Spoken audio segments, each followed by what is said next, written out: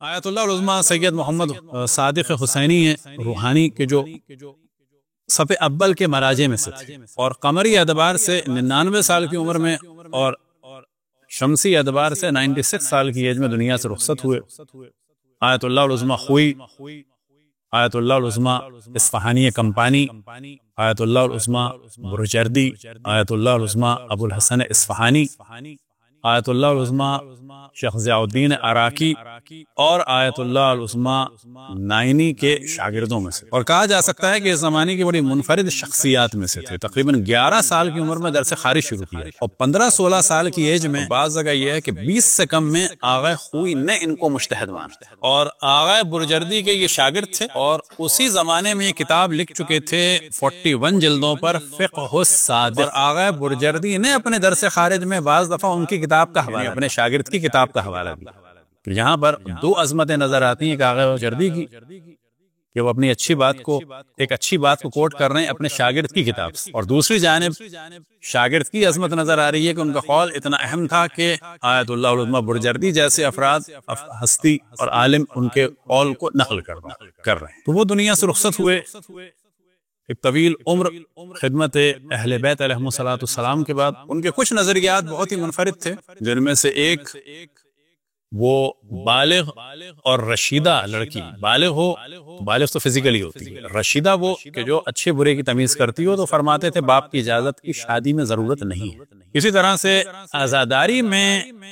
وہ فرماتے تھے کہ قما زنی اور زنجیر زنی عزاداری کے اہم مصداق ہے، لہذا وہ اس کی بہت زیادہ تاکید ہے۔ مختلف ان کی کتابیں اور شاگرد جو انہوں نے تربیت کی ہے وہ اپنی جگہ، اور جیسا کہ ہم نے توجہ دلائی کہ حجت اسلام المسلمین علامہ محمد حسین نجفی، یہ جاڑا صاحب، یہ جاڑا فیملی پنجاب میں خصوصاً ڈیرہ غازی خان میں، ڈیرہ اسماعیل خان میں، اس پورے علاقے میں ان کی بڑی خدمات ہیں، اور انہی کے کزن تھے، انہی کے خاندان سے تھے علامہ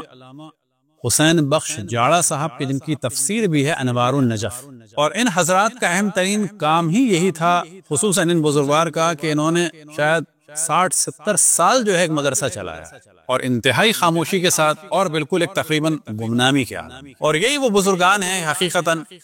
کہ جن کے ذریعے سے اس وقت دنیا بھر میں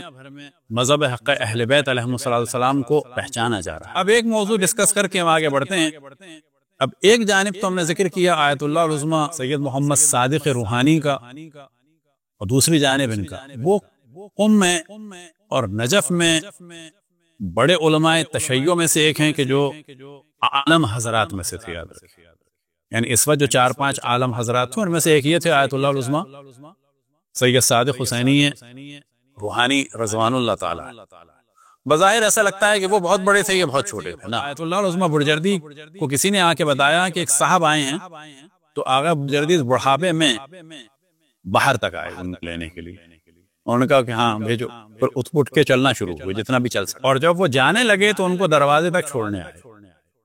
اب یہ جو صاحب آئے تھے یہ ایک بوڑھے سے صاحب تھے،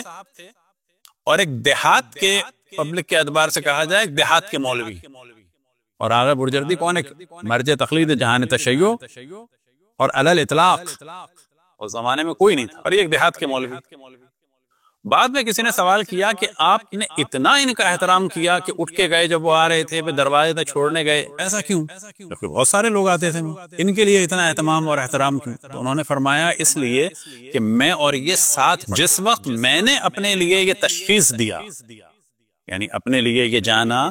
کہ پر لازم ہے کہ میں مجتہد بنوں اور درس خارج میں جاؤں، اس وقت انہوں نے اپنے لیے یہ تشخیص دیا تھا کہ میں درس خارج کو چھوڑوں اور گاؤں میں جا کے شیعوں کی شیعت کو باقی رکھوں۔ لہٰذا میں ان کا احترام یوں کرتا ہوں کہ اس شخص نے جو اپنے لیے اللہ کی راہ میں صحیح سمجھا تھا اس کو اب تک انجام دے رہے ہیں، کیونکہ اصل ذمہ داری عالم کی یہ ہے کہ جس چیز کو وہ لازم سمجھتا ہو اس کو انجام دے فی سبیل اللہ۔ صلوات پڑھیں بر محمد و آل محمد۔